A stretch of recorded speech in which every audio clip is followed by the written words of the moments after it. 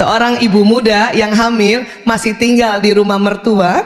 Kalau mertuanya bijak, rajin taklim, ya kayak ibu Asih, insya Allah itu mantu tenang. Tapi kalau mertuanya dikit-dikit lihat kamar anak tuh, belum bangun. Nah ibu hamil kan mabok ya, bangun langsung aja bisa muntah-muntah. Makanya ibu hamil 3 bulan pertama itu dilarang langsung bangun begitu, ya. Makanya selalu ada crackers atau biskuit yang tanpa gula dan sebagainya di sampingnya, untuk dia pas bangun udah doa bangun tidur, kunyah-kunyah dulu baru berdiri, baru duduk, ya. Itu kan memang sholat subuh kadang-kadang udah nggak sempat lagi atau nggak kuat sholat subuh yang gerakan sesungguhnya, terpaksa duduk, habis itu harus rebahan lagi. Ibu mertua lewat.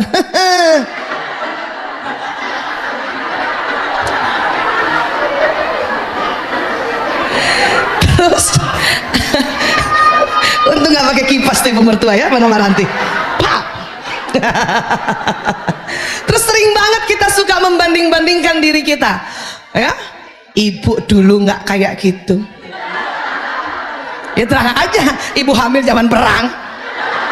Nah ibu tidur-tidur kena bom lah. Zaman dulu mau mual mau muntah, kalau udah ada bom loncat, boro-boro makan crackers dulu. Ya, itu lagi, ya. 1, tidak menjudge. 2, tidak membanding-bandingkan. Bunda dulu nak, ayah dulu. Anak-anak senang cerita kisah-kisah dulu, tapi mereka nggak suka tapi kamu nak. Nah, itu. Ibu dulu nak naik mikrolet ke sekolah, anak-anak senang, hebat ya ibu ya. Sampai situ aja udah senang, masih senang tuh dia. Anak-anak senang tuh lihat ibunya punya daya juang. Yang dia tidak suka, tapi kamu nak sudah disiapin mobil, diantar pakai supir, ya, atau misalnya dijemput oleh mobil sekolah, ya gitu kan, masih aja telat. Nah, itu nggak suka dia, itu nggak suka dia, nggak suka dia. Karena pada prinsipnya kita nggak suka dibandingkan, betul. Ibu-ibu mau dibandingkan oleh suami.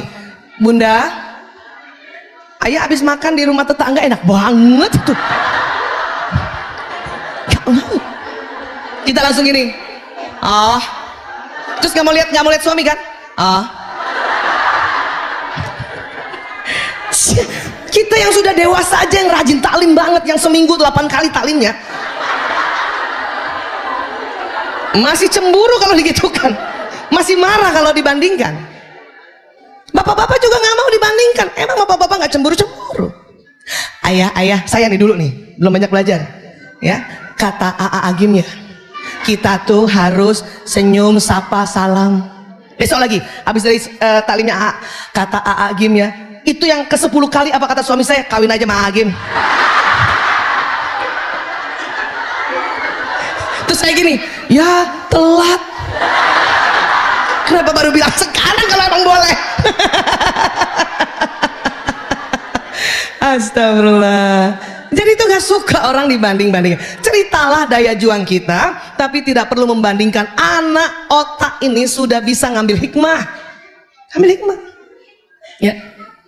Tapi kan kita ingin memotivasinya, Bu Ais. Iya, tapi caranya nggak gitu, ya. Karena eranya beda.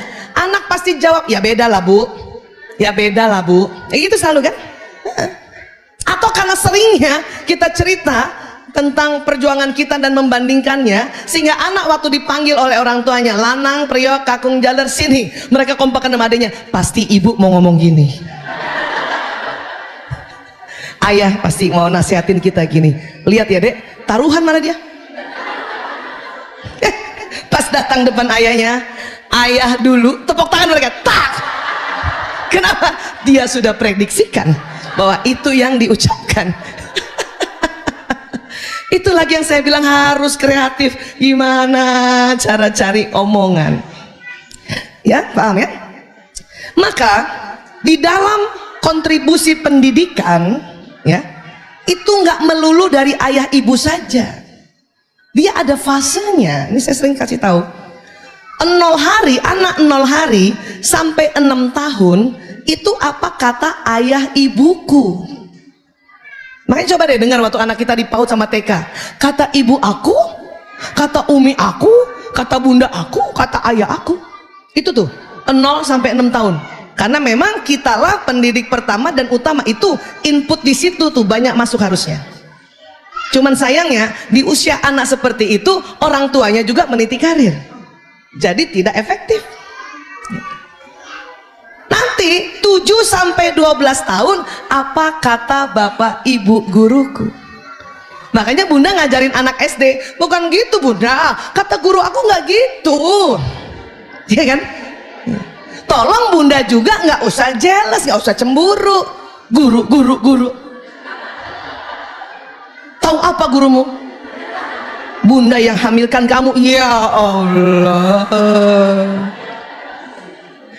Maka mengapa di SD harus cari sekolah yang gurunya bisa diajak kerjasama, sehingga pesan-pesan kita titip di guru gitu. Jadi nggak apa-apa, karena sudah nggak sanggup orang tua anak di atas 6 tahun memberikan atau menjadi sumber informasi anak hanya berdua saja. Harus ada bantuan orang lain. Supaya apa? Ini pas sudah lahir ini, sambungan otak ini harus variasi. Kita udah ngajarin anak di rumah waktu 0 sampai 6 tahun buang sampah di tempat sampah ya nak, udah nyambung tuh. Tapi nanti di sekolah gurunya juga ajarkan buang sampah di tempat sampah. Itu sambungannya semakin tebal, semakin variasi juga ya. Yang namanya sampah nanti gurunya ajarin, itu nak tisu, nak sampah nak buang, itu nak kotak teh buang nak, itu sampah nak. Itu makin variasi kan ya. Itu jadi berapa tadi? 0 sampai 6 tahun apa kata bapak ibuku ya. 7 sampai 12 tahun apa kata guru. 13 tahun ya sampai kurang lebih 18 atau 20 tahun apa kata teman-temanku ya. Apa kata teman-teman? Siapa yang anaknya di antara itu sekarang usianya? Baik yang full day maupun boarding ya. Bunda kata teman aku, bunda kata teman aku, itu kan omongannya kan? Sekali lagi, tolong tidak cemburu kita. Atau merasa, aku nggak ada gunanya lagi sebagai ibu. Nggak usah gitu. Dulu dia selalu dengarkan apa nasihat aku, sekarang nggak usah gitu. Itu semuanya juga fasenya itu. Kenapa? Anak-anak dipersiapkan untuk mendapatkan informasi teman sebayanya lebih banyak. Karena dia sedang belajar bagaimana survive, bagaimana kompetitif, makanya informasinya teman. Maka kita harus kenalan sama teman anak kita. Bahkan nasehatinnya itu bersilang. Ya, teman anak ya, dia akan dengarkan nasihat kita nih, teman anak. Ya. Nah, anak kita akan dengarkan nasihat dari ibunya temennya. Makanya kalau kita bikin WA group itu, bikin WA group sekolah nggak? Ya. Itu selain untuk memantau, untuk titip-titip pesan. Dan nggak usah juga cemburu. Kamu kalau sama tante misalnya ya tante Lia kamu dengar sama bunda, nggak usah gitu. Malah kita bilang sama ya ibunya anak kita, aku bantuin ya gitu. Dan juga nggak usah yang diminta tolong itu merasa dia yang paling oke.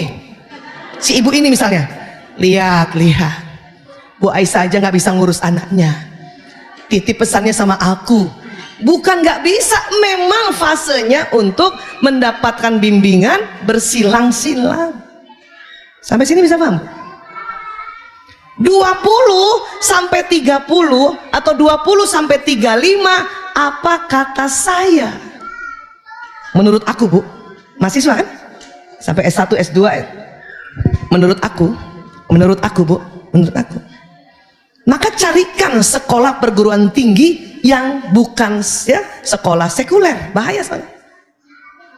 Bahaya. Menurut aku Bu, nggak ada kaitannya alam semesta ini dengan Tuhan. Terereng.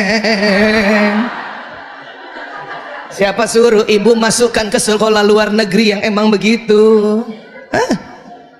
Saya kalau suruh milih lebih senang masukin anak saya perguruan tingginya masuk sekolah perguruan tinggi Islam.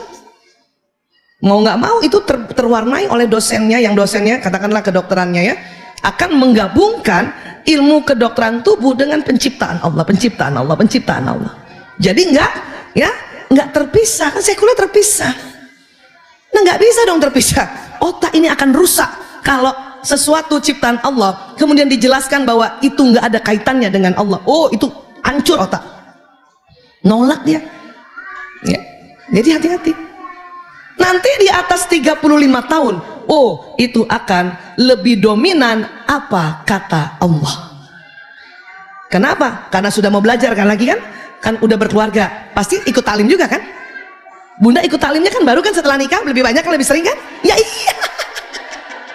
Makanya nggak usah khawatir juga, Bu Aisyah, anak-anak sekarang gimana caranya supaya dia patuh pada ketentuan Allah? Anak ibu umur berapa? SMP. Habis dia selalu bilang, kata teman aku, dalam hati saya, tenang Bu, makanya cari sekolah Islam supaya temennya sama omongannya, sama dia bicaranya. Itu gunanya cari sekolah itu, ya sama. Jadi kita tenang. Oke. Kenapa? Karena nanti pas dia nikah, dia cari taklim. Ibu sudah nikah cari taklim kan? Supaya apa coba? Kembali ke ajaran Allah lebih banyak. Terus uniknya ketemu teman-teman kita juga yang SMP, taklim juga lah sekarang. Oh.